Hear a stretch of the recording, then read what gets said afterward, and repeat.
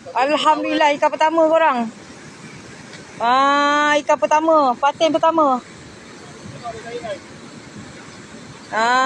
Tu dia.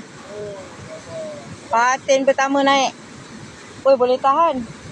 Oi, boleh tahan. Tu, nampak? Boleh tahan. Oi, besar kan? Boleh tak? Kita lari.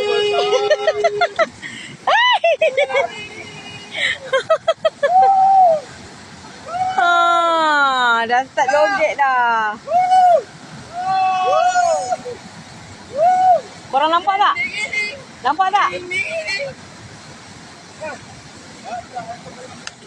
Tu. Alhamdulillah. Dia sibuk cari hudu dia. Aduh. Dah keluar dah kuda kepang dia. Habislah. Ini macam lah. Janji tak kupau. Janji tak kupau.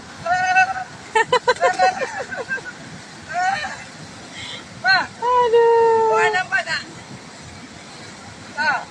Nampak tak korang? Elvi tanya. Nampak? Besar geng. Tengok usaha geng, usaha. Usaha kita strike geng. Kau nampak geng? Kena kat mana geng? Kena kat belakang. Oh, penat geng. Kena kat belakang. Oh, mantap kali. Bye-bye. Kita cuba lagi geng Mana tahu ada rezeki lagi geng Okey. Mantap. Dia dah kepenatan dah.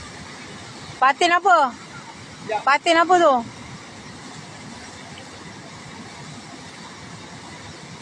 Kita tengok patin apa ya. Kejap.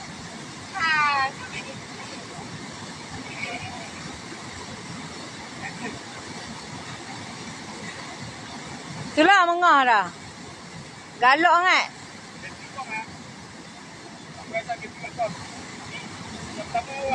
Yelah yang pertama lah ni. Baru naik. Kan, dia tunjuk dekat sahabat Mas geng. Tempoyak. Ya, tempoyak on. Tak.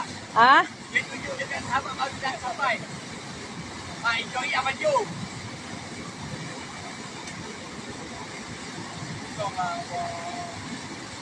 Tu dua orang tu sahabat kita first time datang tu.